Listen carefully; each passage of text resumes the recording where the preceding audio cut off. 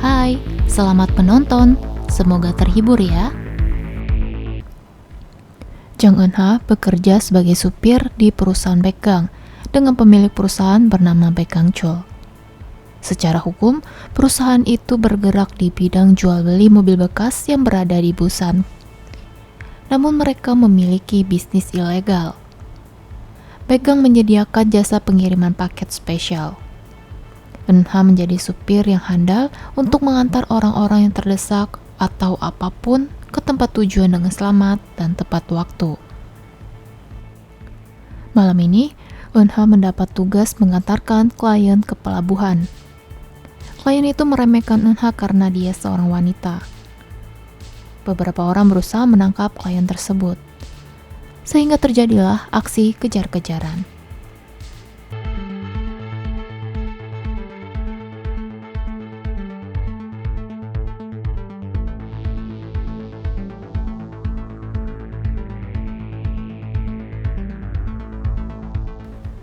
Skill mengemudi Eun-ha yang hebat mendapat pujian dari kliennya. Dalam waktu setengah jam, Eun-ha berhasil mengantarkan kliennya ke pelabuhan dengan tepat waktu. Setelah berhasil mengantar pesanan, Eun-ha memakai mobil lain dengan plat palsu yang sudah disiapkan. Di sebuah apartemen mewah, Kim Do-sik mengambil sebuah token bank yang disembunyikannya. Selain itu, portal berita menayangkan tentang wawancara salah satu tersangka situs judi olahraga ilegal. Kim Do-sik adalah mantan pemain bisbol selaku perantara yang mengelola transaksi tersebut. Dia pun segera mengajak anaknya untuk pergi meninggalkan Korea. Do-sik membeli paspor palsu kepada Im Ki-bang. Karena tahu jika Do-sik ingin melarikan diri, maka Ki-bang menawarkan jasa pengantar agar Do-sik tidak tertangkap. Lalu, di sebuah kantor pengelola situs didatangi oleh Jo Kyung-pil dan anak buahnya Sang Hun. Kyung-pil mengambil semua uang di berangkas karena polisi sudah mulai mencari pelaku yang terlibat dalam kasus judi.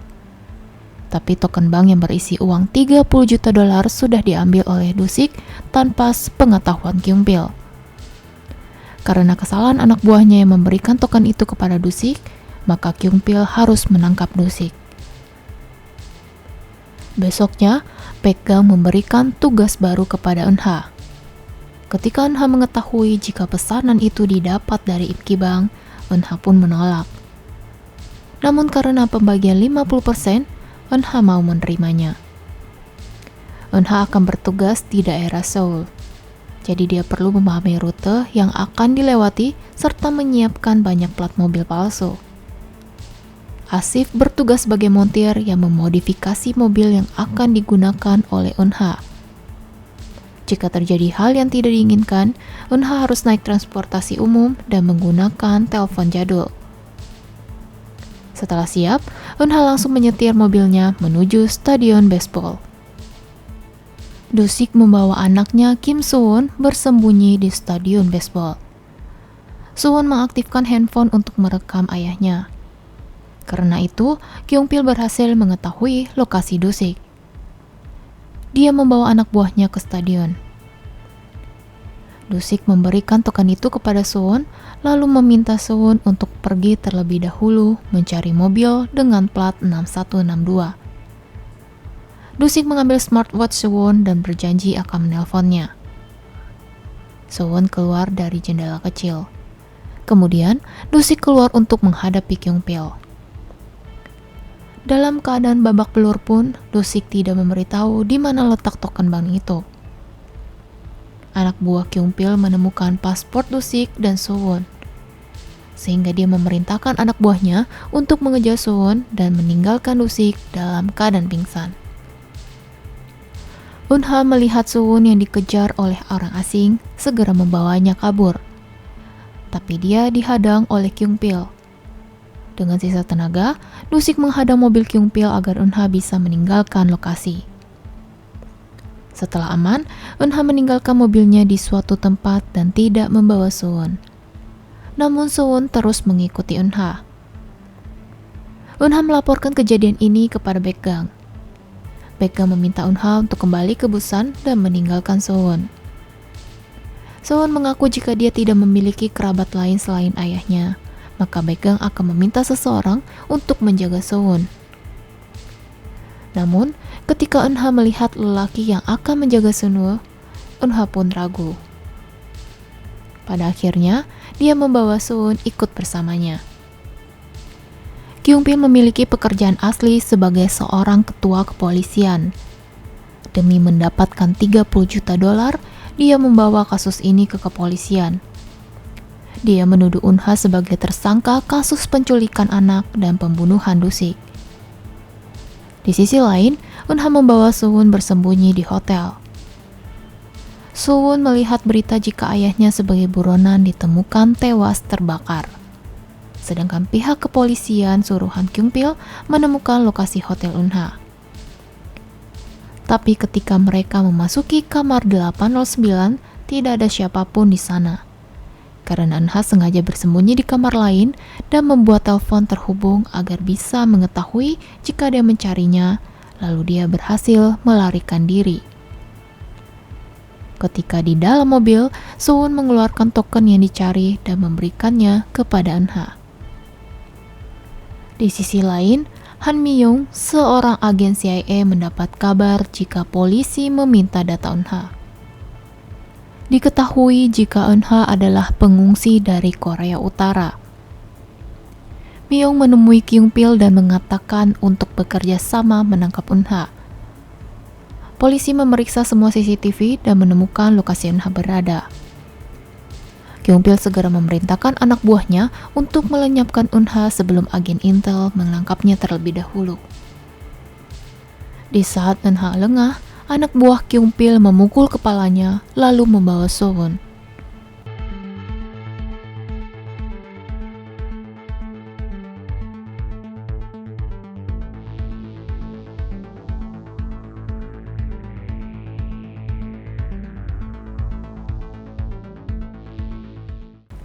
Tentu saja Eunha tidak akan membiarkan itu terjadi. Mi-young marah karena Kyung-pil gagal menemukan Eunha. Dari informasi yang didapat, Suwon ikut dengan Eunha tanpa paksaan karena dia berusaha meminta tolong di saat Eunha terluka. Mi-young curiga dan meminta anak buahnya untuk memeriksa TKP di mana Dusik tewas. Eunha sadar dari pingsannya dan mengetahui jika Suwon membeli mobil jelek itu dengan uang yang dibawanya. Eunha menghubungi Baekgang dan memberitahu kondisinya saat ini. Baekgang memutuskan akan mengirim Suwon ke luar negeri. Dia juga menyiapkan paspor baru untuk Suwon. Rencananya, Suwon akan dikirim ke negara Asif dan sementara akan dirawat oleh ayah Asif. Di sisi lain, Kyung-pil mendapat informasi tentang plat nomor yang digunakan oleh Eunha. Sehingga dari kesimpulan itu, mereka menemukan perusahaan Baekgang sebagai tempat jual beli mobil bekas yang berada di Busan. Ketika bertemu dengan Baekgang, Eunha memberi token itu kepada Baekgang. Agen Intel memeriksa TKP dan menemukan smartwatch Suwon yang dipakai oleh Dusik. Ternyata, Dusik merekam percakapannya dengan Kyung-pil, sehingga Mi-young pun tahu jika tersangka pembunuhan Dusik adalah Kyung-pil. Lalu Mi-young melajukan mobilnya ke Busan. Malam pun tiba. Eunha mendatangi orang pelabuhan yang akan membawa Suwon, tapi di kantor, orang suruhan Kyung-pil berbondong mendatangi kantor dan membuat Baekgang babak belur. Baekgang mengaktifkan mikrofon dan memberi kode agar Asif segera pergi dari sana. Tapi Asif tidak mendengarkan perintah itu. Dia menyembunyikan Suwon dan nekat ingin menyelamatkan Baekgang. Kyung-pil menanyakan keberadaan Eunha, tapi bukannya menjawab, Baekgang menceritakan kisah hidupnya dan memuji Eunha. Namun ketika anak buah Kyung-pil berhasil menangkap Asif dan akan memotong kakinya, Baekgang terpaksa memberitahu jika token bank yang dicari oleh Kyung-pil ada padanya. Baekgang membuka berangkas rahasianya dan dia mengeluarkan senapan. Beberapa orang berhasil ditembak, namun tembakan dari Kyung-pil tidak bisa dihindari hingga Baekgang harus merenggang nyawa. Kyung Pil berhasil menemukan token bank, tapi dia ingin menangkap Sewon. Di saat itu, Eun-ha kembali ke kantor dan melihat jika Baekhyun sudah tewas berlumuran darah. Kejadian itu memancing kemarahan Eun-ha. Dia pun mematikan lampu dan menyerang satu persatu orang yang ada di sana.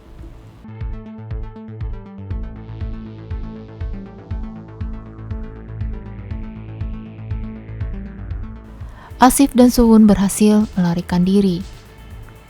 Asif pingsan karena terluka. Setelah mendapat kesempatan untuk kabur, Eun-ha segera kabur dan mencari Sewon. Tapi Kyung Pil menabrak mereka dan menjadikan Sewon sebagai sandera. Tidak lama kemudian, Kyung Pil melepaskan Sewon ke sungai dan menembak Eun-ha. Eun-ha berhasil menusuk Kyung Pil dan mendorongnya hingga terjun ke sungai secara bersamaan. Eun-ha meminta Sewon untuk berenang ke atas sungai, namun dia harus tenggelam bersama Kyung Pil karena Kyung Pil memborgol kakinya. Polisi pun datang dan menolong Sewon. Di dalam sungai, Eun-ha melihat kunci dan senjata kecil miliknya. Sewon pun dikirim ke panti asuhan dan dia mulai bersekolah. Sedangkan perusahaan Baekgang dijalankan oleh Asif. Suatu hari, Sewon tertinggal oleh bis sekolahnya. Namun sebuah mobil berhenti dan ternyata pengemudi itu adalah Eun-ha. Eun-ha berhasil keluar dari sungai dan dia juga masih menjalankan bisnis sebagai jasa pengiriman spesial.